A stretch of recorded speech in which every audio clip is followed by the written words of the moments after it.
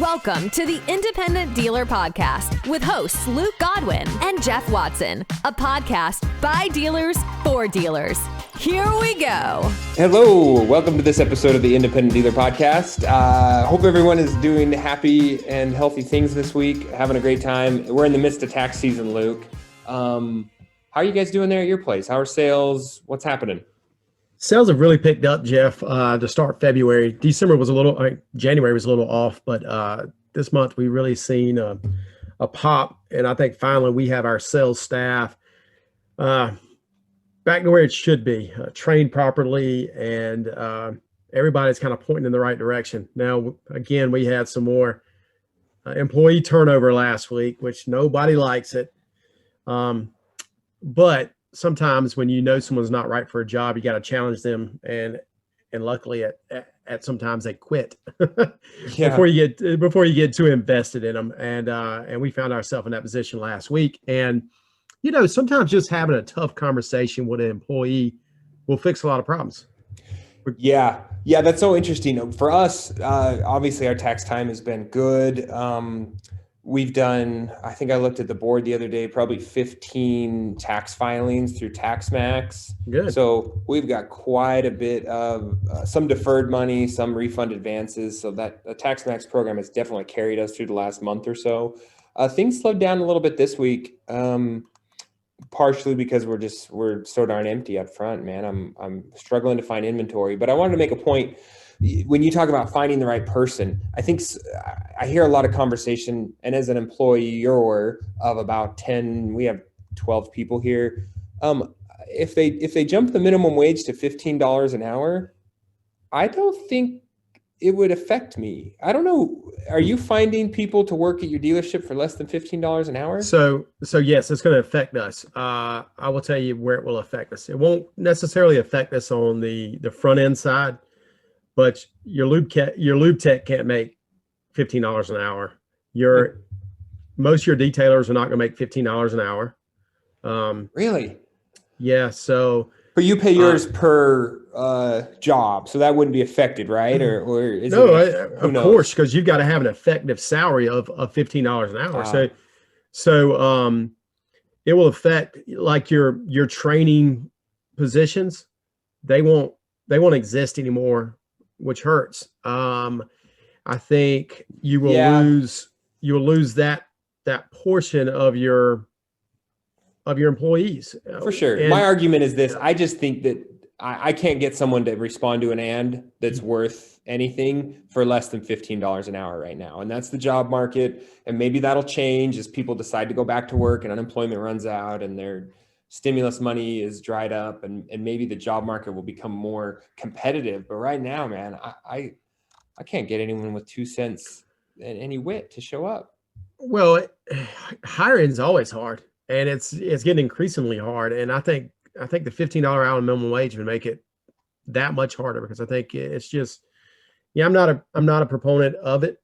I think that $7.25 is probably too low at the moment, but $15 an hour is too much for my area. I mean, you're going to lose a lot of jobs. So I don't think that's going to come to pass. I think that it's probably go up a little bit, but I think.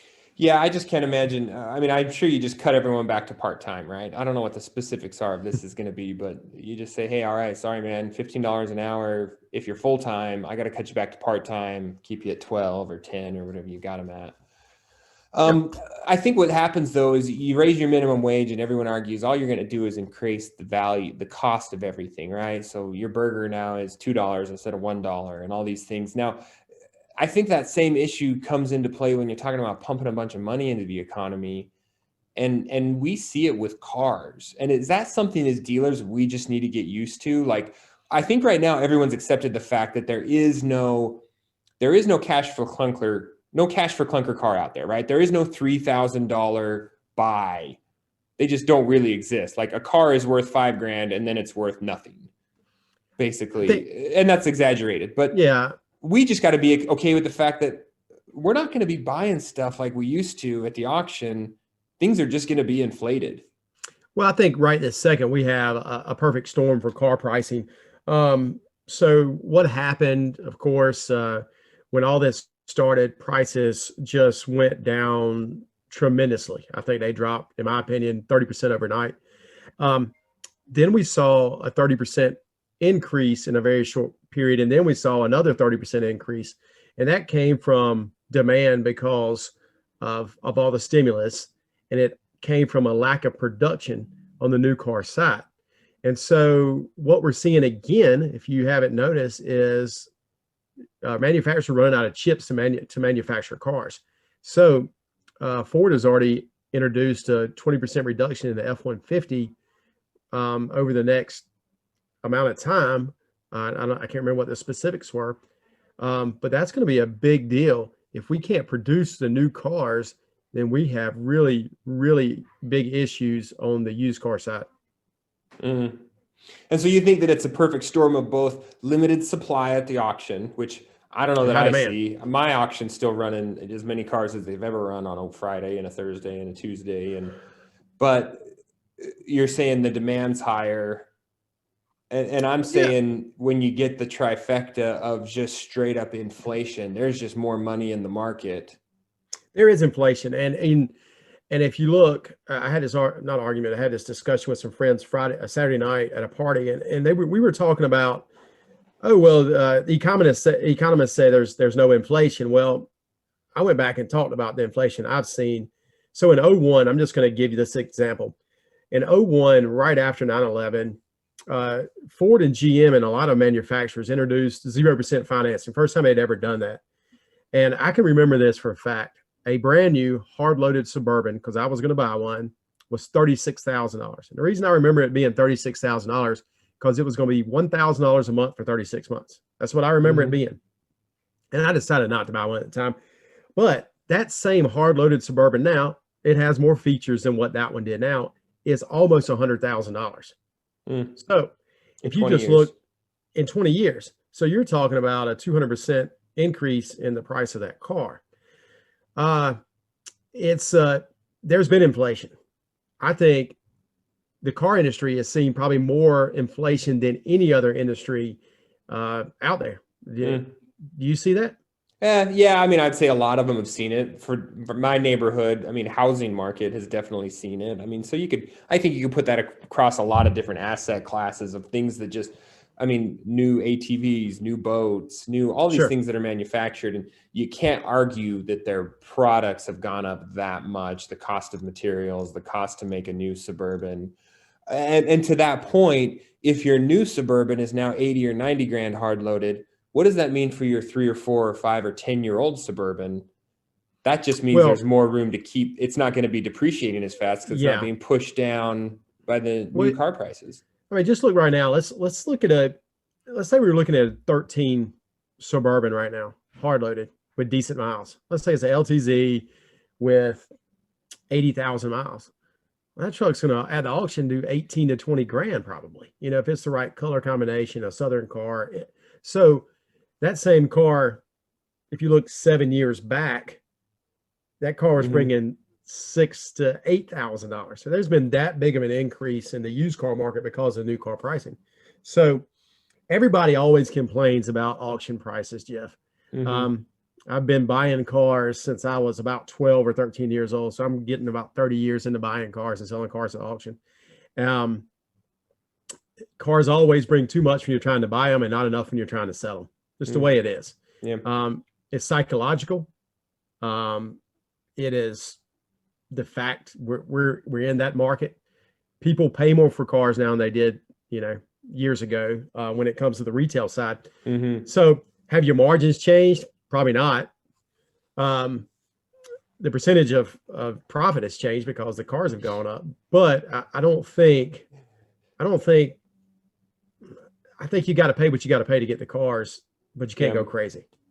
Yeah, I was doing my composite the other day, and I think my margins have gone down. And looking back over 2020, my grosses have gone down, and that's a whole other topic and a problem I've got to dig into. But when you talk about the cost of the car, we had a great conversation last night on Clubhouse. So if you guys are listeners of the podcast, hopefully you're in the Facebook group, and if you have an iPhone, jump on, message us. I think we've got some invites. We get on the Clubhouse app, which is basically it's, I don't know, Luke, it's an app it's a live podcast, so to speak. I'd call it maybe just a conference call, It's but something else you made me download.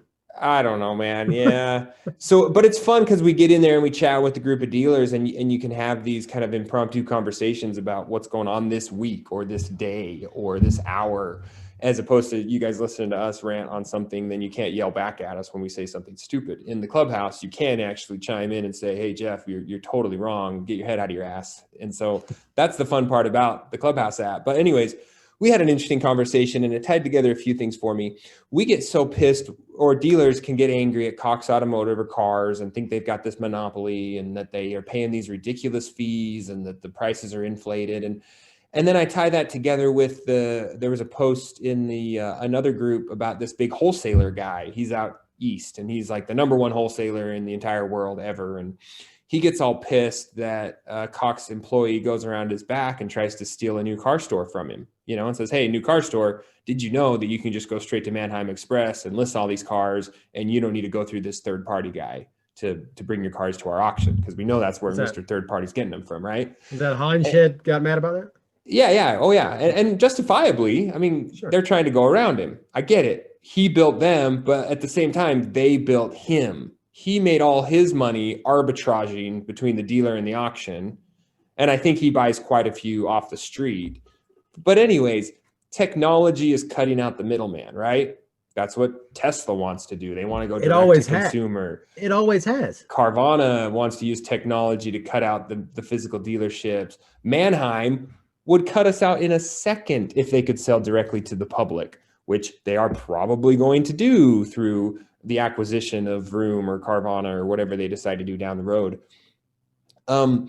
We can do the same thing, Luke. That's my argument, is like we kind of complain about these things, but like if you do the math and you say, hey, you know what? I'm not going to buy another car from the auction. I'm going to go straight to the new car store, or I'm going to go straight to the public, and I'm going to buy cars off the street. And guess what?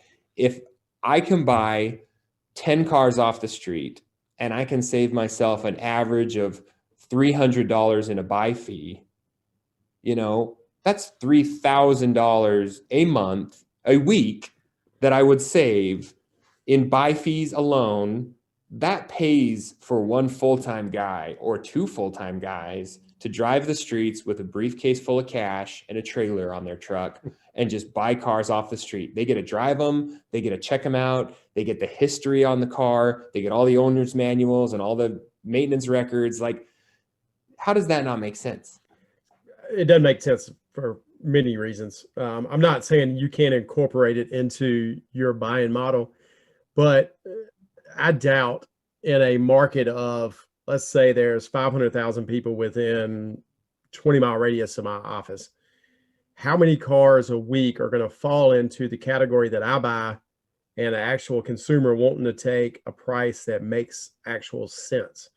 I don't know how many cars are out there, but I'd be willing to bet you it's less than 20, okay, a week. And then if they're really good deals, then another person in the public is going to reach on it and buy it. So I think when you talk about the time it would take to do it, if you're doing it yourself, time it would take doesn't make sense. Now, does it make sense to employ someone to do it? Well, okay, let's say it does.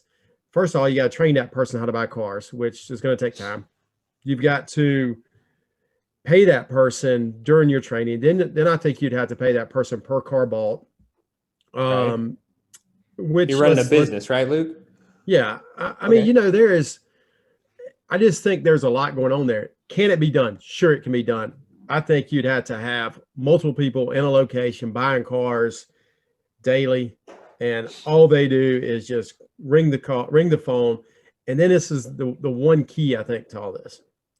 The dealer has to understand that you're not going to be able to buy it for MMR, okay? Right. You're not going to be able to steal the car. Right. You've got to include what you would normally pay for transportation and for that fee. So let's say you're averaging $300 per transportation and you're averaging a $500 buy fee. So that's $800.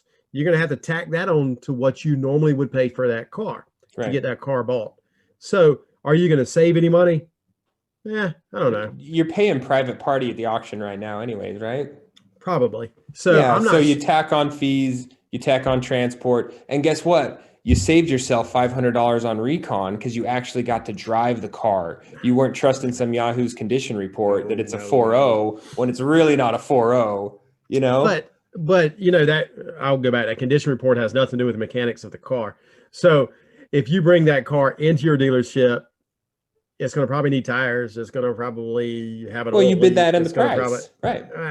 no, you can't do that. See, you have to kind of get that out of your mindset. And I think a lot of people. I think you've got to get the opposite out of your mindset. I'm going to do it. Or if another dealer, well, I know there are dealers out there doing it. I'm not Even the saying give me I'm the not VIN saying guys back east, give me the VIN. They're buying 800 cars a week off the public. I'm not saying that it's not a viable You just business option. don't want I'm to. saying I'm not saying that. I think that it's going to be hard, a lot of training, and that's another level of management and employee you got to deal with. And actually I've been thinking about it since July. So I'm not ready to pull the trigger yet, but I think it's possible. I want everybody to think about it's going to be difficult. It's not automatically you're going to decide you're going to start buying cars from the public, and you're going to beat CarMax and you're going to beat Carvana and the new car store in town that's trying to trade it or trying to buy it off the street too. So there is competition. You got to take all these things to account. I think, Jeff, that's my only argument. It's not going to be as easy as you think. No. I definitely don't think it will be easy, but I think it's a solution for those that maybe more long-term, maybe you don't want to be beholden to these people, and where independence can take control. I think these guys that, I don't want to say prey, because they do use us. We use them as much as they use us, to the point that they decide they don't need us anymore. It's a way to get loose of that and kind of control your own destiny to a point. Anyway, so I guess that's my argument. If you're going to be bitching and moaning about the auction prices or the fees from these auction houses, just stop going and do it your dang self. Don't complain. It comes back to the old thing I always say. They set the rules of the game. It's their game. If you don't like it, don't play it. Same goes for condition reports.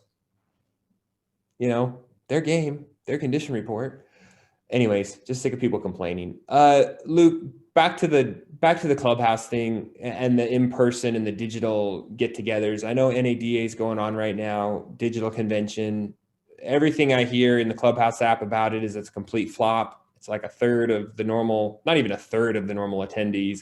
I'm sure vendors see zero value, because I'm not jumping into a digital vending expo hall and having a one-on-one Zoom conversation with some salesman. Like I go to those things, I barely even make eye contact with them. I don't want to get, especially used dealers. We love to be sold stuff. We love the new shiny object. So I think we avoid it altogether. But man, aren't you excited to just have some in-person conventions?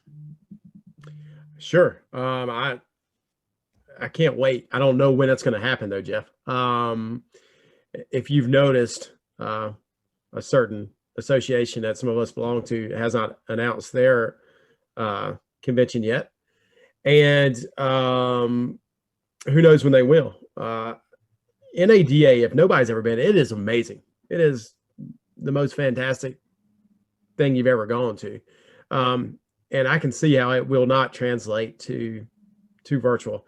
I talk to so many vendors. I talk to vendors all the time, and they were so out of whack by what happened at a virtual convention last year that they were just completely floored. They had no attendees. They were charged a lot for nothing, and I think that is where vendors are right now. It's tough. It's tough for associations, and digital conventions don't work, and we all know why. Mm-hmm. And we just got to get back to an in-person convention. That's where connections are made, right? Yeah. It's the serendipity of the lunch table and the halls and the afterwards and those things. So I'm just looking here. It looks like, digital dealer, it doesn't really fit a lot of our independent space. it's kind of the same thing. I went last year, the year before, and if you don't have new car store 10 rooftop, sticker on your badge, no one really talks to you, but which I'm sure is NAD. I have never been, but anyways, Digital Dealer Tampa in June is the first one I know of as far as a physical convention happening. And again, hopefully the NIADA gets their ducks in a row and can put together an in-person convention soon. Yeah. I don't think either of us know anything about what's going on there. So we don't, and don't hold your breath. Okay. Speaking of conventions and associations, we did have an interesting conversation with Jason March last night on the Clubhouse, and he had gone to visit Georgia's independent association just to kind of learn some things. He's the president of the Florida Association, and he had some interesting takeaways from them. They run their state association like a business. It is a business, right? So every association should be a business, and every association typically has a services arm, and that services arm is a for-profit entity. And Georgia was a front runner to this, and the reason their association worked so well is because they were able to get favorable legislation to help build their business portion of their association. And they do, like we do in South Carolina, they have an actual temporary tag that has to be bought from certain vendors. In South Carolina, it can be bought right now from the CIADA or the SCADA, the new car side or the used car side. And the association is making probably $3 a pop on these tags. And so you can look and see how large this can be of a revenue source for association. The association's biggest problem is their revenue source. Georgia figured out initially. They got legislation passed that helped. South Carolina, North Carolina, we've got a unique position because we've been able to get pre-licensing courses, and I think most states have those.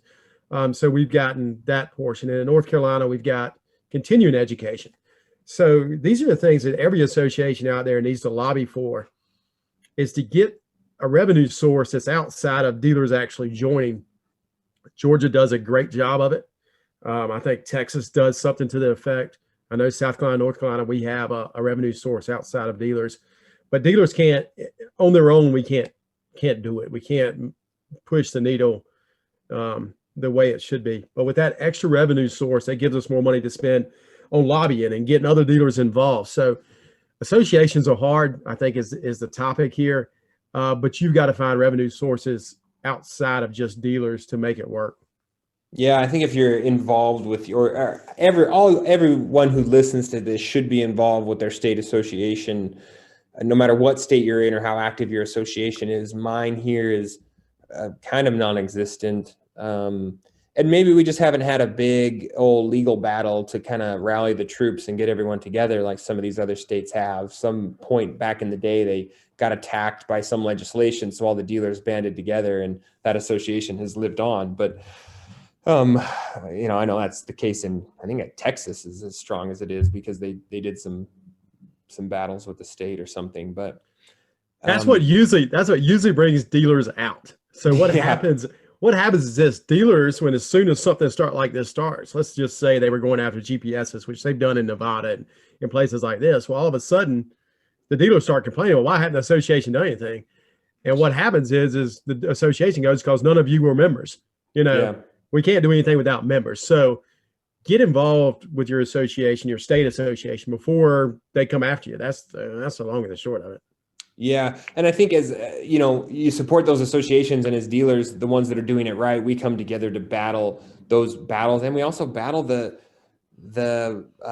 Vroom ads, the Super Bowl ad that I'm sure everybody saw, where the guy's getting electrocuted at the store and can't leave until he buys a car or something. And then, so to battle that perception that buying a car from a used car dealer or a new car dealer is the most painful thing in the world, I think we as dealers doing it right have a responsibility to step out and be the counter side to that argument. Yeah, for sure. Luke, that also makes me think, how my collections have been amazing right now. So those of you that listen that are in the buy here, pay here industry, and I made a post the other day in the Facebook group as satirical to just point out the fact that, I mean, I think it's 20%. I mean, my collection staff, they're awesome, does a great job. My sales team has done a great job of explaining the program and setting people up for success. But there's a lot of money flowing, man. And I think if your collections aren't right now, good luck. Cause I think there's probably a storm coming when these things, kind of, we have to pay the piper, so to speak. Yeah, I agree, Jeff. Collections last year, I think because of stimulus money, were incredible. Repos were down. The amount of money we collected was up. Now, I did see some lag behind in certain times of the year. We're still getting the one-offs. Hey, I had COVID. Can you do a deferment? Those type of things. But in general, I tell you, I think the money in the market has done more than our collection staff has done. But our collection staff has done really well. So I'm not going to. But it's all about training, Jeff, and luckily you and I, we're in 20 group. We talk about collections a lot. That's probably one of the main things we talk about.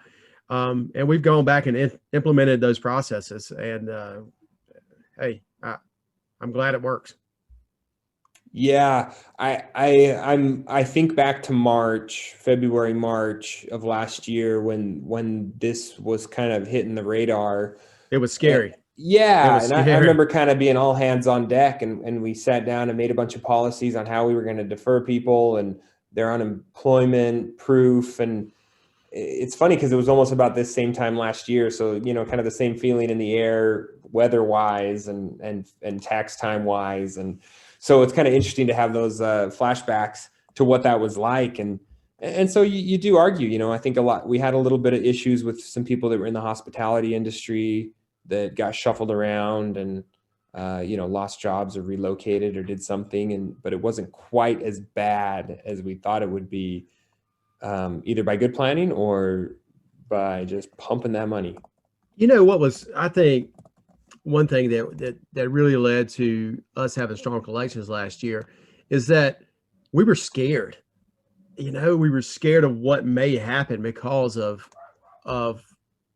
what was going on, and we didn't have a clue, right? And so we made collections a bigger focus, and I think we made a way to do it better. And I think that's going to contribute to the rest of the year.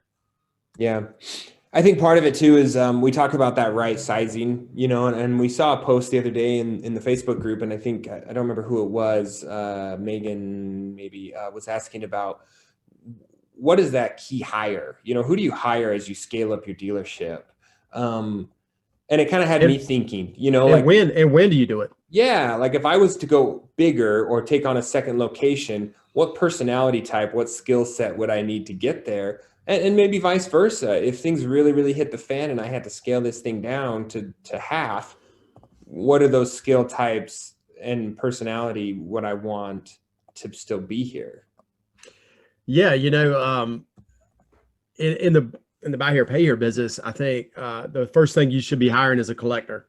If you decide, hey, I'm getting into the buy here, pay here business, I'm a 1 or 2 person operator, and anybody can sell a buy here, pay here car most of the time, depending on exactly what you got going on. But you've got to hire at that point, you should be hiring someone who's doing collections and who's doing, taking payments, who's working insurance. That person, when you're small, can do all that. So I think on that side, that's what you have to do. If you're a retail organization, what do you do, Jeff? Do you hire another salesperson, or do you hire somebody very experienced in the financing portion of it? It may be the financing portion. What do you think? Yeah, I 100% agreed. I don't think I responded to what I was thinking, but I thought out what I would have said. And I do think that someone well-versed in F&I is going to be a key first hire, especially if you are, well, probably no matter what, even if you're a buy here, pay here, you need a good F&I guy, an underwriter.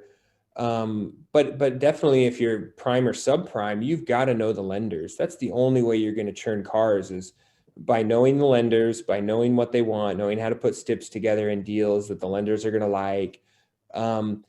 Finding someone that can sell a car, that's a bit easier in my opinion. But what you don't want to do is go hire a salesman that has no idea how to do F&I, and then what? You're the one stuck doing it. You're still the one desking deals.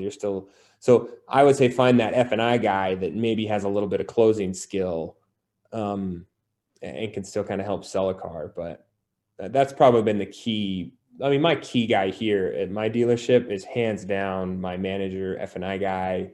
He gets things bought that I would have never thought could have got bought by a bank or a credit union. Does a great job underwriting and kind of filling in the spaces when I'm not here. So yeah, that. Yeah. And at what point do you make that hire, Jeff? How many cars do you need to be selling a month to make a leap if you're in retail? Oh, geez, I don't know, man. I think this, gosh, I wish I remember her name, but she said she was selling like 30 and doing them all on her own. And I was like, what are you talking about? So I think a lot of it has to do with your lifestyle. Like, do you want to see your kids? Then yeah, you probably should hire that sooner than later. And when you build it in as a commission-based comp plan, which I think it should be 100%, maybe a small salary, and then you give them a percentage of upfront gross and a percentage of back end. It shouldn't cost you anything. They should be incentivized to hold gross and get those deals bought. So I think it's a no-brainer just for your own sanity, because you can't do everything great. You might be good at a lot of stuff, but definitely find those things that are not scalable. And I think most dealers, the last thing they let go of is the financials, the ultimate financials, maybe not the day-to-day accounting and controlling, but definitely the monthlies and the quarterlies, auditing and overview, and then buying the cars. I feel like those are kind of the two things that always seem to be like the last two little grasps that most dealers have at their dealership, right? For sure. I've finally started to let go of some of the buying. I'm still probably doing most of the identifying, but still, it's still hard. I don't think you should ever let go of the ultimate financials before it goes to the CPA. I think the owners should be every month reconciling books and doing all this and all that, because I think that will keep theft out of your dealership, as much as possible. Yeah, but these are things you got. If you want to grow, you gotta hire, and you got to put the right pay plans into position so that it doesn't cost you money to hire someone. Some people are going to cost you money, but in general, they shouldn't. I had a really interesting thought the other day. Minimum wage goes to $15 an hour. I'm going to put everybody in the car lot on $15 an hour pay, right? Everybody goes to 15. If you're up, you come down. If you're down, you come up. But then the rest of your paycheck is all commission based on your performance metrics. So everyone gets paid the same hourly no matter what, but the rest of your salary or the rest of your income is going to come based on commission or bonuses or the metrics that you have, whether you're a collector, an office manager, a mechanic, a detailer, an F&I guy, whatever it is. You know what that creates, right? Equality. No, it creates another level of verifying salaries and this, that, and another probably 10 hours worth of payroll work every week. No. How many of you guys are on? I mean, you don't have most of your people on some sort of variable bonus based on performance? Sure. You just have to build it. You have to do it. I think I would only have to switch maybe 2 people over. Okay. Yeah. Okay. I mean, most of my people come to me, their paycheck is part hourly and part commission or bonus or something. Yeah. Anyways, that's my thoughts. That's plenty of time, Luke. I know I got to bounce. You got to bounce. Before we leave, obviously, I want to give a shout out to everyone that listens. Really appreciate the growth of the podcast, the reviews on iTunes and Spotify, and the YouTube channel has grown probably 10 times. I mean, we're only, I don't know, 100 views a episode, but it's really jumped up quick in the last month. So anyone watching or listening on YouTube, appreciate that. And obviously share it with your dealer friends. That's what we want, is just to kind of educate everybody as we get educated. So, yep. Cool. All right, Luke, talk to you next week. See you, bud. So glad you joined us. Please take a minute to leave us a review and share this podcast with a friend.